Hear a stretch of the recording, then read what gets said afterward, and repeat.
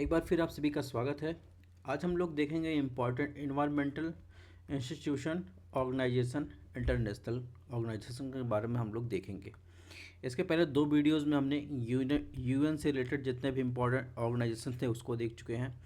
दूसरे वीडियो में हमने इम्पॉर्टेंट इंटरनेशनल ऑर्गेनाइजेशन जितने इकोनॉमिक ऑर्गेनाइजेशन चाहे बात हो चाहे अदर इंटरनेशनल ऑर्गेनाइजेशन की बात हो जो करंट इन न्यूज़ में रहे उसको एक वीडियो में हमने कवर कर दिया है विथ प्रीवियस ईयर क्वेश्चन और उसके सॉल्यूशन के साथ। आज हम लोग एक ही वीडियो में यूपीएससी प्रीलिम्स को देखते हुए प्रीवियस ईयर क्वेश्चन को देखते हुए हम लोग कवर करेंगे। करंट अफेयर भी इसमें कवर होगा। क्यों न्यूज़ में है, टू द पॉइंट बात करेंगे और क्लासेस को आगे बढ़ाएंगे। तो ये रही हमारी कुछ क्लासेस आगे बढ़ाने की, कैसे क्लासेस होंगी। चलिए क्लास को आगे बढ़ाते हैं। आज हम लोग देखने वाले एनवायरमेंट रिलेटेड इंटरनेशनल ऑर्गेनाइजेशन, उसमें सबसे पहला है आईपीसीसी। हाल ही में जो है आईपीसीसी ने अपनी रिपोर्ट प्रकाशित की, इसलिए ये न्यूज़ में था। इसका मुख्यालय कहाँ है? स्विट्जरलैंड जिनेवा में। भारत इसका सदस्य देश है। 195 इसके सदस्य हैं और आईपीसीसी को बनाने में विश्व मौसम विज्ञान संगठन यानी WMA और इसके अलावा यूनिप ने मिलकर 1988 में इसका गठन किया था। एक अंतर सरकारी संगठन है। आईपीसीसी जलवायु परिवर्तन संबंधित विज्ञान के आकलन हेतु संयुक्त राष्ट्र निकाय है। यह वैज्ञानिक जानकारी प्रदान करता है, अपनी रिपोर्ट प्रकाशित करता है, जिसके आधार पर आगे की कार्रवाई कैसे होगी, जो कॉप सम्मेलन होता है उस पर चर्चा की जाती है। इसके तहत जलवायु परिवर्तन के बारे में ज्ञान स्थिति का आकलन करते हुए आकलन रिपोर्ट, विशेष रिपोर्ट, कार्यप्रणाली रिपोर्ट तैयार की जाती है। हालांकि आईपीसीसी स्वयं वैज्ञानिक अनुसंधान नहीं करता है। 2007 में आईपीसीसी को संयुक्त रूप से नोबेल शांति पुरस्कार से सम्मानित किया गया था।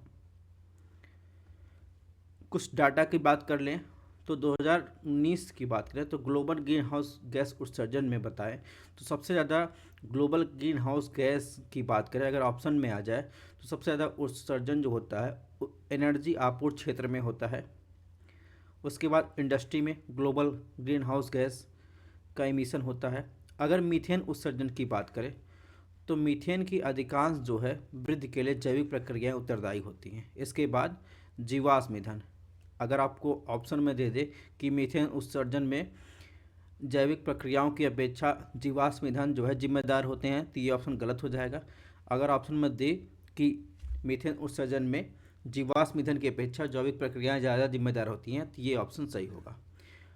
और इसमें जो है सबसे ज़्यादा वेटलैंड्स जो है मीथेन गैस उत्सर्जित होता है। उसके बाद जीवाश्म ईंधन खनन से, पशुधन से, उसके बाद लैंडफिल से, फिर प्राकृतिक वो वैज्ञानिक बीज, धान की खेती। तो ये कुछ क्रम है जिसको आपको ध्यान रखना है। ध्यान रखना है सबसे ज़्यादा मीथेन उत्सर्जन होता है जैविक प्रक्रियाओं द्वारा। ठीक है। 2016 में ग्रीन हाउस गैस प्रोटोकॉल से एक क्वेश्चन पूछा गया था। तो कुछ इस टाइप के क्वेश्चन पूछे जाते हैं। इसके बाद बात करेंगे UNFCCC का। तो हाल ही में COP27 सम्मेलन हुआ था। ठीक है, इस वजह से ये न्यूज़ में था। इसकी बात करें तो मुख्यालय इसका बॉन जर्मनी में है। 1992 में रियो डे जेनेरियो में हुए रियो सम्मेलन के परिणाम स्वरूप जो है 1994 में इसे अपनाया गया। वायुमंडल में ग्रीन हाउस गैस की सांद्रता को उस स्तर पर स्थिर रखना जो जलवायु प्रणाली के खतरनाक मानव जनित हस्तक्षेप को रोक सके, इसका उद्देश्य ये है।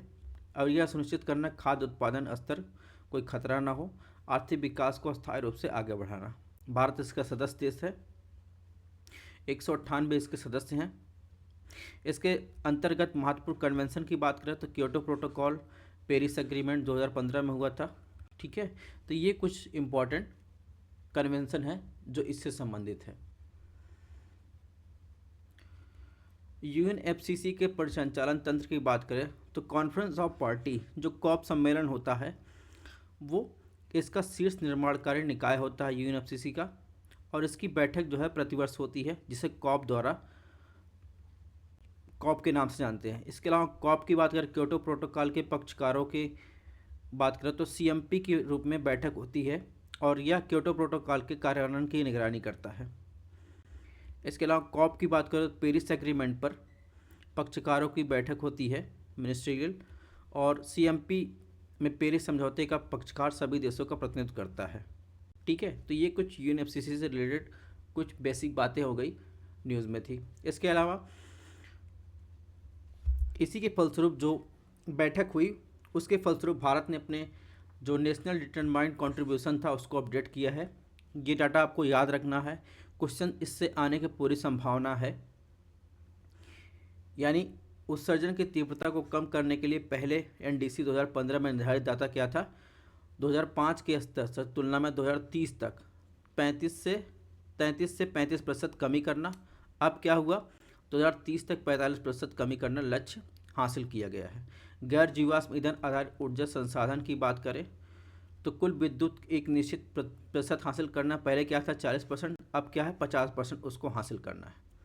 अतिरिक्त वन वृक्षारोपण की बात करें तो 2.5 से 3 बिलियन टन कार्बन डाइऑक्साइड के बराबर ये समान है।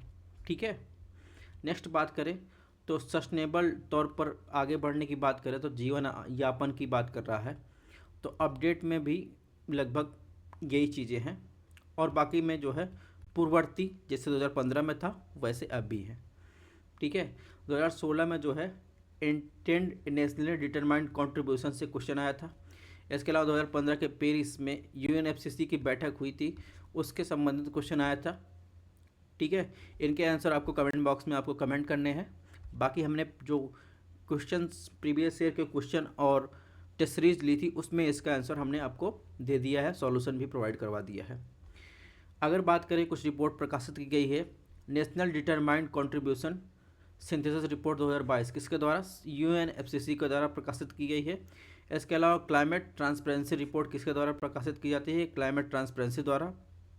ग्लोबल कार्बन बजट रिपोर्ट किसके द्वारा, ग्लोबल कार्बन प्रोजेक्ट। इसके पहले वाला अगर इंटरनेशनल ऑर्गेनाइजेशन जो इम्पोर्टेंट है उसको आपने देखा होगा तो प्रीवियस ईयर में जितने भी क्वेश्चन पूछे गए हैं ये नहीं पूछता कि रैंक क्या थी, किसके द्वारा प्रकाशित की जाती है। अगर क्वेश्चन आता भी है तो ऐसे क्वेश्चन पूछा जाता है। इसके अलावा अगर बात करें क्लाइमेट चेंज परफॉर्मेंस इंडेक्स किसके द्वारा प्रकाशित की जाती है, तो ग्रीन वॉच और क्लाइमेट एक्शन नेटवर्क इंटरनेशनल द्वारा प्रकाशित की जाती है। वर्ल्ड हेरिटेज ग्लेशियर रिपोर्ट किसके द्वारा, यूनेस्को प्लस IUCN द्वारा संयुक्त रूप से प्रकाशित की गई थी। नेक्स्ट बात करेंगे यूनेप के बारे में। इसका मुख्यालय कहाँ है, नैरोबी केन्या में। 1972 में स्थापित एक अंतर सरकारी संगठन है। मानव पर्यावरण पर संयुक्त राष्ट्र सम्मेलन स्टॉकहोम सम्मेलन के परिणामस्वरूप जो है 1972 में गठित किया गया था। भारत इसका सदस्य देश है। इसका उद्देश्य क्या है, वैश्विक पर्यावरण संबंधी एजेंडे को निर्धारित करना। यूनेप द्वारा प्रशासित समझौते की बात करें तो बॉन कन्वेंशन कब आया था, 1979, और किससे संबंधित है, वन्य जीव प्रवासी प्रजातियों के संरक्षण पर।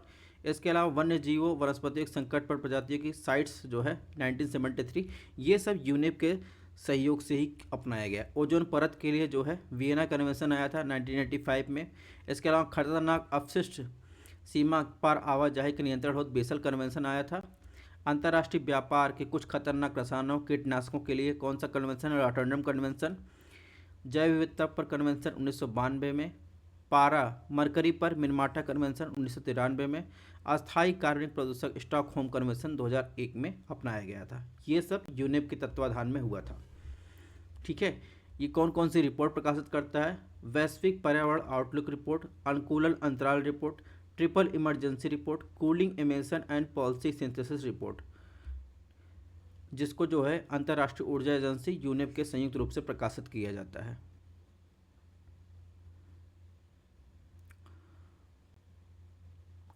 तो कुल मिलाकर ये भी आपको ध्यान रखना है कौन सा कन्वेंशन किससे संबंधित है। यूनेप के तत्वाधान में जो है बहुपक्षीय पर्यावरण समझौते की बात करें तो इसके बाद हमने बता ही दी, तो ये और एक्स्ट्रा आपको विस्तार में चार्ट दिया गया है, इसको भी आप देख सकते हैं। नेक्स्ट बात करेंगे इंटरनेशनल सौर गठबंधन, मुख्यालय कहाँ है, गुरुग्राम हरियाणा में। भारत इसका संस्थापक सदस्य है। ये एक अंतर सरकारी संगठन है, भारत और फ्रांस संयुक्त रूप से लॉन्च किया गया था। 2015 में पेरिस एग्रीमेंट में जो COP21 सम्मेलन हुआ था उसी में लॉन्च किया गया था।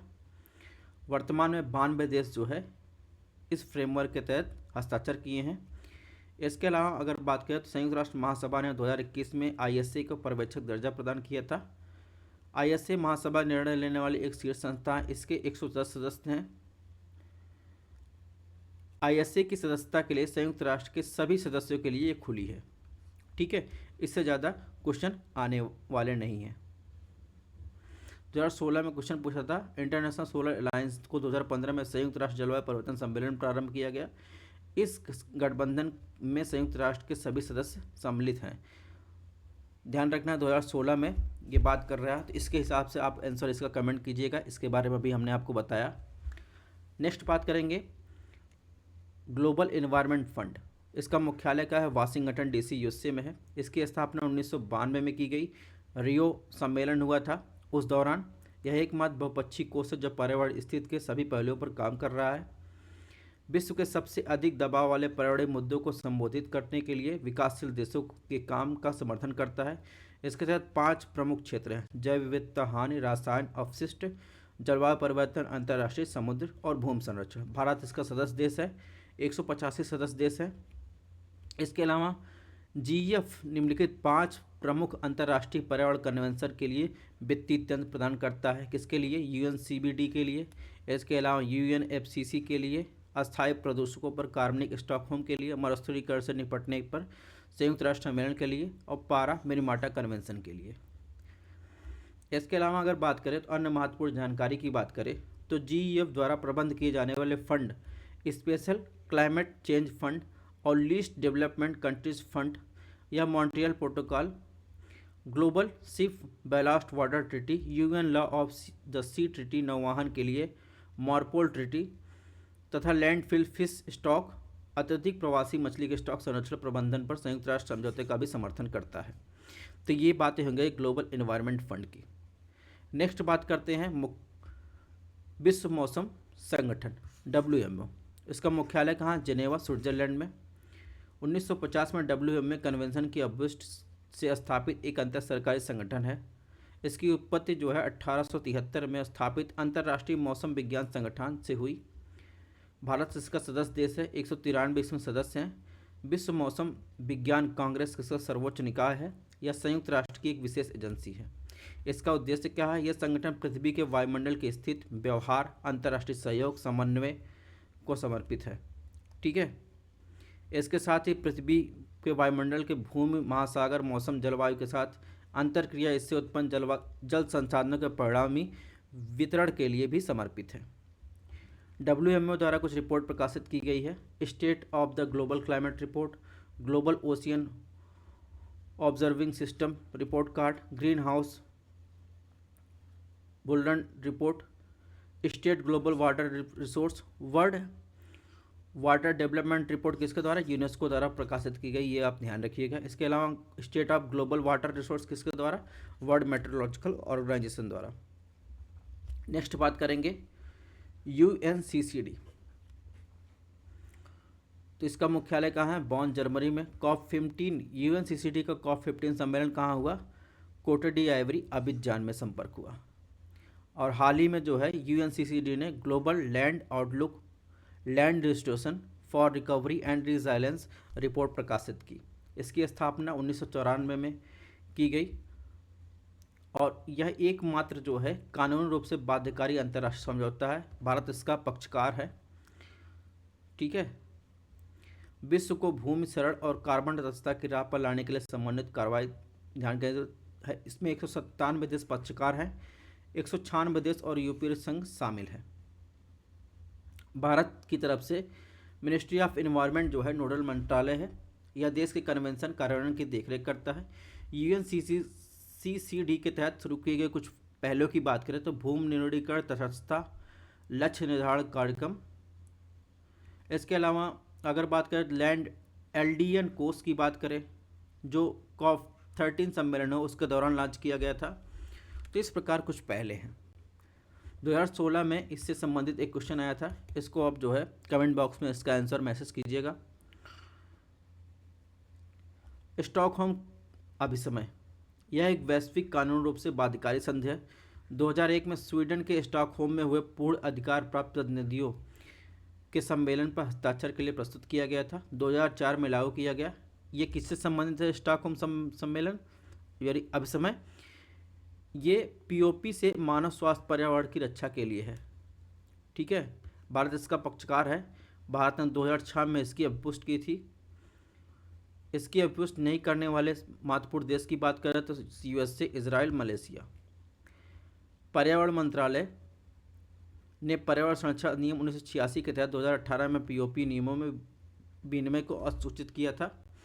ठीक है। स्टॉकहोम अभिसमय के संबंधित बात करें तो रसायनों का वर्गीकरण किया गया है और कुछ ये कैटेगरी की गई है। इतना कैटेगरी इंपॉर्टेंट नहीं है, सिंपल आपको स्टॉकहोम अभिसमय किससे संबंधित है, मानव स्वास्थ्य पर और पर्यावरण की रक्षा करने वाले जो भी पॉल्यूटेंट है उससे संबंधित है और कानूनी रूप से बाध्यकारी है। और रॉटरडैम कन्वेंशन एक इम्पॉर्टेंट कन्वेंशन है। ठीक है। भारत इसका सदस्य है। यह एक अंतर्राष्ट्रीय संधि है। 1998 में रॉटरडैम कन्वेंशन को अपनाया गया था, 2004 में लागू किया गया था। यह खतरनाक रसायनों में व्यापार के संबंध में देशों द्वारा सूचित निर्णय लेने में मदद करता है। ध्यान रखना, रॉटरडैम कन्वेंशन किससे संबंधित है, खतरनाक रसायनों को ट्रेड से संबंधित है। ठीक है। कन्वेंशन के तहत पीआईसी प्रक्रिया कानूनी रूप से बाध्यकारी उत्तरदायित्व है। तो इसमें बहुत ज़्यादा क्वेश्चन पूछा जाएगा। तो रॉटरडैम कन्वेंशन किससे संबंधित है, बस यही क्वेश्चन पूछा जाएगा और भारत इसका सदस्य देश है, ये ध्यान रखना है। टू द पॉइंट चीज़ें याद रखनी है। 2016 में क्वेश्चन आया था, कभी कभी समाचार पत्रों में देखे जाने वाले शब्द, उनका मूल स्रोत। एनेक्स फर्स्ट कंट्री, प्रमाणित उत्सर्जन कटौती, स्वच्छ विकास क्रियाविधि, इसको आपको मैसेज करना है। प्रीवियस ईयर क्वेश्चन है।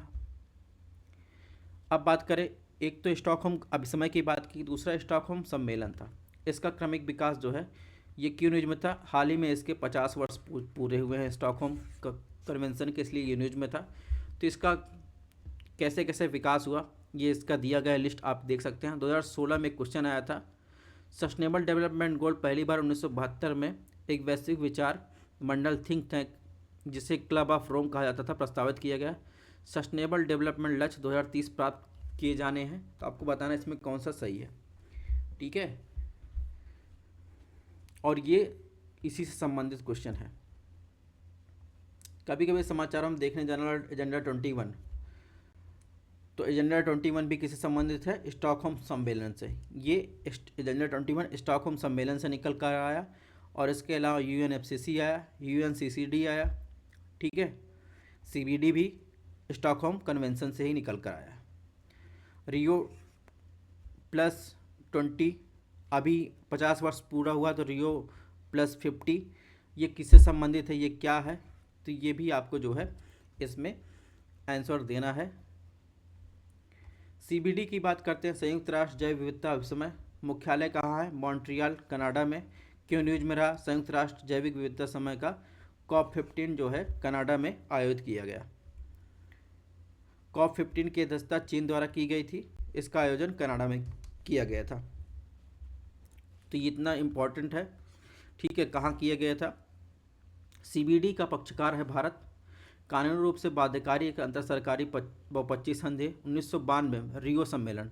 ये ध्यान रखिएगा, जितने भी निकले हैं ये सब कन्वेंशन, जितने भी आगे हो रहे हैं, सबका जो अगर कह सकते हैं कि पेरेंट्स जो है वो क्या है, वो स्टॉकहोम कन्वेंशन है। ठीक है। इसे 1992 में रियो पृथ्वी शिखर सम्मेलन के रूप में जिसे जानते हैं प्रस्तुत किया गया था, बाद में 1993 में लागू किया गया। जैव विविधता का संरक्षण इसका उद्देश्य है और सस्टेनेबल डेवलपमेंट यूज, अनुवांशिक संसाधनों के उपयोग से होने वाले लाभों को उचित न्यायसंगत साझा कर, ये कुछ इसके उद्देश्य हैं। पक्षकारों का सम्मेलन कॉप कहा जाता है, इस अभिसमय का गवर्निंग बॉडी है। ठीक है। COP10 में सरकार जैव विविधता के लिए रणनीतिक योजना 2011 से 20 और आईची जैव विविधता लक्ष्यों पर सहमत हुई। आईची प्रोटोकॉल किससे संबंधित है, आईची टारगेट, आईची कहाँ है, जापान में। आईची टारगेट किससे संबंधित है, आपको ध्यान रखना है, जैव विविधता कंजर्वेशन से संबंधित है। ठीक है। और अगर नगोया आ जाए तो नगोया किससे संबंधित है, नगोया जेनेटिक रिसोर्स से संबंधित है। कार्टागेना जैव तकनीक के सतत उपयोग से संबंधित है। ठीक है। 3 पूरक समझौते हुए जैव सुरक्षा पर कार्टागेना प्रोटोकॉल। ठीक है। इसके अलावा नगोया प्रोटोकॉल, ये सब किससे संबंधित है, ये सब जैव विविधता के संरक्षण से संबंधित है। संयुक्त राष्ट्र महासभा ने 2011 से 20 के वर्ष के जैव विविधता पर संयुक्त राष्ट्र दशक घोषित किया था। नेक्स्ट बात करें 2050 के लिए कुनमिंग मॉन्ट्रियल वैश्विक लक्ष्य जो है निर्धारित किए गए थे। तो इससे क्वेश्चन कुछ खास बनता नहीं, प्री के लिए, तो आप देख सकते हैं। इसके अलावा रिस्टोरेशन बैरोमीटर रिपोर्ट 2022 ये न्यूज में था। क्यों न्यूज में था? हाल ही में यूएन सीबीडी के COP15 के दौरान अंतर्राष्ट्रीय प्रकृति संरक्षण संघ ने IUCN ने अपनी पहली रिस्टोरेशन बैरोमीटर रिपोर्ट प्रकाशित की। ठीक है, इसलिए ये न्यूज में था। रिस्टोरेशन बैरोमीटर द्वारा ट्रैक किए गए वैश्विक लक्ष्य जो है, बॉन्ड चैलेंज जो है, तो ये सब की चर्चा इसमें की गई है। ध्यान रखना है, इसमें किसे संबंधित है? IUCN द्वारा प्रकाशित की गई। ठीक है, CBD के COP15 सम्मेलन के दौरान। इतना आपके लिए काफ़ी है। खाद्य उत्कृष्ट के लिए पादप अनुवांशिकी संसाधनों पर अंतर्राष्ट्रीय संधि, भारत इसका सदस्य है। कानूनी रूप से बाध्यकारी समझौता है। 2001 में FAO के 31वें सत्र के दौरान अपनाया गया था। 2004 में प्रभावी हुआ था। 150 पक्षकार हैं। ठीक है, इसके अलावा इसको जो है बीज संधि की यानी सीड ट्रीटी के रूप में भी जाना जाता है। इसने नॉर्वे में स्वालबार्ड ग्लोबल सीड वॉल्ट की स्थापना के लिए आवश्यक अंतर्राष्ट्रीय कानून ढांचा भी प्रदान किया। इस संधि के लिए वित्त की व्यवस्था इसके सदस्यों और FAO द्वारा की जाती है। सीड ट्रीटी से एक क्वेश्चन भी आया है, आई थिंक 2016 या 2015 में क्वेश्चन आया है। क्या है? ठीक है, इसका उद्देश्य क्या है?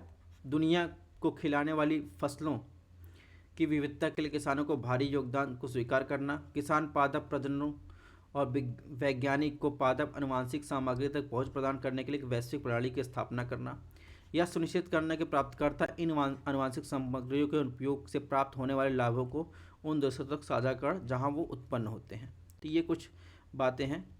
साइट्स की बात करें तो मुख्यालय कहाँ है? जिनेवा स्विट्जरलैंड में है। यह अंतर्राष्ट्रीय समझौता है सरकारों के बीच। 1963 में IUCN के सदस्यों की बैठक में अपनाए गए एक संकल्प के परिणाम स्वरूप तैयार किया गया था। 1973 में वाशिंगटन में सहमत बनी और 1975 में लागू किया गया। साइट्स का सचिवालय स्विट्जरलैंड जिनेवा में है, जिसकी बात हम कर ही लिए हैं। इसका उद्देश्य क्या है? यह सुनिश्चित करना कि वन्य जीवों वनस्पतियों के नमूनों पर अंतर्राष्ट्रीय व्यापार के अस्तित्व में खतरे में न डाले। तो सीधे से आपको इसका उद्देश्य ही याद रखना है। भारत इसका सदस्य ये याद रखना है। मुख्यालय जिनेवा स्विट्जरलैंड में ये याद रखना है। इसके अलावा अगर बात करें, साइट्स जो है अपने पक्षकारों पर कानून रूप से बाध्यकारी है। इसे राष्ट्रीय स्तर पर कानून का दर्जा प्रदान नहीं किया गया है। साइट्स के सभी 184 पक्षकार को उपस्थित होने, प्रस्ताव प्रस्तुत करने, सभी निर्णय मतदान करने का अधिकार है। रामसर कन्वेंशन की बात करें तो रामसर कन्वेंशन न्यूज में इसलिए था क्योंकि भारत में कुछ रामसर साइट अपडेट हुई हैं। तो 1971 में जो है रामसर में अपनाया गया, 1975 में लागू हुआ। यह आर्द्र भूमि और उसके संसाधनों के संरक्षण, उनके विवेक उपयोग के लिए एक रूपरेखा प्रदान करती है। भारत इसका सदस्य देश है। 6 औपचारिक रूप से मान्यता प्राप्त अंतर्राष्ट्रीय संगठन इसके भागीदार हैं। World life international, IUCN, IWMI, wetland international, WWF international, world wide wasteland trust. ठीक है, तकनीकी विकास, प्रदूषण, अन्य मानवीय हस्तक्षेप के परिणामस्वरूप संभावित रूप से जोखिम वाली आर्द्र भूमियों को मॉन्ट्रेक्स रिकॉर्ड में शामिल किया जा सकता है। आर्द्र भूमियों के महत्व दिए गए हैं, तो आप देख सकते हैं यहाँ से। तो रामसर साइट की लिस्ट दी गई है, ये आपको देख लेना है। न्यू रामसर साइट जो ऐड हुई हैं ये भी मैप में दिया गया है, इसको आपको देख लेना क्योंकि हम लोग इंटरनेशनल ऑर्गेनाइजेशन दिए गए देख रहे हैं। नेक्स्ट बात करेंगे intergovernmental science policy platform on biodiversity and ecosystem services. ठीक है, मुख्यालय कहाँ है? बॉन, जर्मनी में। भारत इसका सदस्य देश है। वर्तमान में इसके 137 सदस्य देश हैं, जिसमें भारत भी शामिल है। उद्देश्य क्या है? जैव विविधता के संरक्षण और सस्टेनेबल यूज, दीर्घकालिक मानव कल्याण, सस्टेनेबल विकास के लिए विज्ञान आधारित नीतिगत हस्तक्षेप को मजबूती प्रदान करता है। 2012 में स्थापित किया गया एक अंतर सरकारी स्वतंत्र निकाय है। अन्य महत्वपूर्ण जानकारी की बात करें, संयुक्त राष्ट्र की एक संस्था ये नहीं है। ठीक है, ध्यान रखना, ये संयुक्त राष्ट्र संस्था नहीं है। हालांकि IPBES को संयुक्त राष्ट्र पर्यावरण यूनेप का सचिवालय सेवाएं प्रदान करता है। संयुक्त राष्ट्र के सभी सदस्य जो है IPBES की सदस्यता के लिए पात्र हैं। ग्लोबल मैंग्रोव अलायंस, इसकी स्थापना 2018 में विश्व महासागर शिखर सम्मेलन के दौरान की गई थी। ठीक है, इसका उद्देश्य क्या है? संरक्षण, पुनरुद्धार, उचित प्रबंधन के माध्यम से वैश्विक मैंग्रोव को बढ़ाना। इसके अलावा सहयोग की बात करें, world conservation international, international union for यानी IUCN, the nature conservation, wetland international, world wide fund जो है इसके सहयोगी हैं। सदस्य की बात करें, इस वर्तमान में इस गठबंधन 30 से अधिक संगठन शामिल हैं जिनकी लिस्ट हमने बात की। इसके अलावा पिछले वर्ष इसने विश्व मैंग्रोव की स्थिति रिपोर्ट 2021 जारी की थी। इसके द्वारा मैंग्रोव के लिए मैंग्रोव फॉर द फ्यूचर जैसी कई पहलों को संचालित किया गया है। तो इतनी इन्फॉर्मेशन इसके लिए काफ़ी है। इसके बाद बात करेंगे सस्टेनेबल डेवलपमेंट समाधान नेटवर्क। 2012 में संयुक्त राष्ट्र महासचिव बान की मून द्वारा शुरू किया गया था। इसका लक्ष्य सतत विकास लक्ष्य के क्षेत्र में समस्याओं के व्यवहारिक समाधान को बढ़ावा देना। सतत विकास लक्ष्यों को लागू करने के लिए वैश्विक स्तर पर वैज्ञानिक और तकनीकी एकजुट करना। ठीक है। उद्देश्य की बात करें, शिक्षा, अनुसंधान, नीति विश्लेषण, वैश्विक सहयोग के माध्यम से सतत विकास लक्ष्यों को तथा जलवायु परिवर्तन पर पेरिस समझौतों को लागू करने के लिए एकीकृत दृष्टिकोण को बढ़ावा देना, ये इसके उद्देश्य है। सदस्यता की बात करें, 144 देश में 50 जो है नेक्टर्स में 1700 से अधिक सदस्य हैं। संयुक्त राष्ट्र एजेंसी बहुपक्षीय वित्त पोषण संस्थान, निजी क्षेत्र, नागरिक समाज के साथ मिलकर कार्य करता है। 2019 में SDSN को 6 ट्रांसफॉर्मेशन फ्रेमवर्क प्रकाशित किया गया था। इसका उद्देश्य SDG के लिए रूपांतरकारी प्रयासों को एकजुट करना है।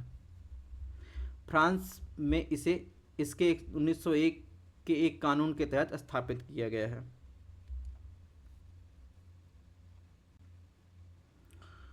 तो ये बात हो गई SDSN के बारे में। तो टू द पॉइंट बात कर रहे हैं, जो चीज़ इंपॉर्टेंट है, फालतू का डिस्कस नहीं कर सकते, टाइम नहीं है, UPSC नज़दीक है।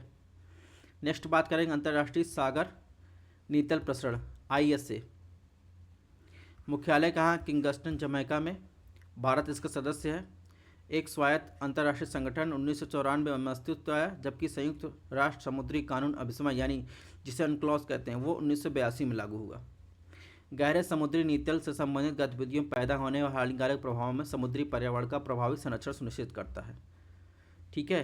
अनक्लॉज के 2 अन्य संस्थाओं की भी स्थापना की, अंतर्राष्ट्रीय समुद्री कानून अधिकरण और महाद्वीपीय मंडल की सीमाएं आयोग।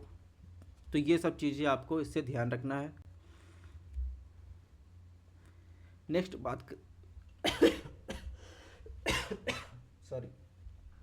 बात करेंगे आपदा रोधी और संरचना के लिए गठबंधन यानी CDRI। मुख्यालय कहाँ है? नई दिल्ली। CDRI राष्ट्रीय सरकारों, संयुक्त राष्ट्र की एजेंसियों, कार्यक्रम, बहुपक्षीय विकास बैंक, वित्त पोषण तंत्रों, निजी क्षेत्र, शैक्षणिक संस्थान, एक बहुहितधारक वैश्विक भागीदारी है। 2019 में संयुक्त राष्ट्र जलवायु कार्रवाई शिखर सम्मेलन न्यूयॉर्क में भारत के प्रधानमंत्री ने इसे लॉन्च किया था। उद्देश्य इसका क्या है? अवसंरचना प्रणाली को जलवायु और आपदा जोखिम के सहने लायक बनाना, उसे बढ़ावा देने के लिए लॉन्च किया गया था।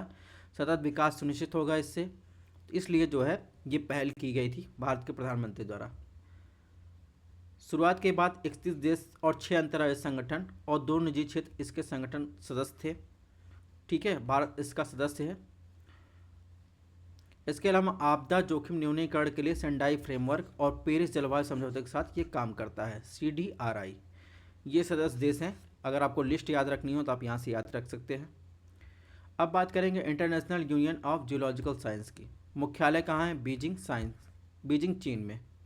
उत्पत्ति की बात किया, दुनिया का सबसे बड़ा वैज्ञानिक संगठनों में से एक है। इसे 10 लाख से अधिक भूवैज्ञानिक जुड़े हैं। इसका गठन 1961 में हुआ था। उद्देश्य क्या है? विश्वव्यापी महत्व वाली भूवैज्ञानिक समस्याओं का अध्ययन करने को बढ़ावा देना और भूवैज्ञानिक में अंतर्राष्ट्रीय अंतर विषयक सहयोग की सहायता से सुविधा प्रदान करना। इसके अलावा अगर बात करें, इंटरनेशनल साइंस काउंसिल जो है एक सदस्य है इसका। 2022 में एक WHO की वायु गुणवत्ता दिशा निर्देश के संदर्भ में विचार करना, एक उससे क्वेश्चन आया था। WHO की एयर क्वालिटी इंडेक्स गाइडलाइंस जो उससे क्वेश्चन आया था। ठीक है, 2022 का है। इसमें जो है ऑप्शन बी जो है सही है। इसके अलावा ये इसका डाटा दिया गया है, यहाँ से ये आपको आंसर दिया गया है। नेक्स्ट कुछ एक्स्ट्रा जानकारी आपको दे दे तो आपको ध्यान रखना, जैव ईंधन जो है पहली पीढ़ी, दूसरी पीढ़ी, तीसरी पीढ़ी, चौथी पीढ़ी में ईंधन होते हैं। अब पहली पीढ़ी में खाद्य सामग्री स्रोतों का इस्तेमाल किया जाता है, दूसरी पीढ़ी में सेलुलोसिक जैव ईंधन के रूप में इस्तेमाल किया, तीसरी पीढ़ी में एल्गी जैव ईंधन के रूप में इस्तेमाल किया जाता है, चौथी पीढ़ी में विकासात्मक चरण है। इसके तहत बायो इंजीनियर सूक्ष्म जीव आनुवांशिक रूप से इंजीनियर्ड फीडस्टॉक का उपयोग किया जाता है। तो ये कुछ कभी कभार पूछ लिया जाता है, ये भी आपको ध्यान रखना है। तो ये हमारा इंटरनेशनल ऑर्गेनाइजेशन जो इन्वायरमेंट से रिलेटेड था ये समाप्त हुआ। इसके अलावा भी यूएन से रिलेटेड जितने भी इंपॉर्टेंट इंटरनेशनल ऑर्गेनाइजेशन वो समाप्त हुए और अदर इंपॉर्टेंट इंटरनेशनल ऑर्गेनाइजेशन समाप्त हुए। इसकी पीडीएफ आपको हमारे टेलीग्राम चैनल पर मिल जाएगी, आप यहाँ से स्कैन कर सकते हैं या फिर स्टडी ऑन IAS नाम से आप सर्च कर सकते हैं। Thanks for watching. मिलते हैं नेक्स्ट लेक्चर में किसी नए टॉपिक के साथ। अगर आपको क्लासेस पसंद आई हों तो चैनल को सब्सक्राइब भी कर सकते हैं।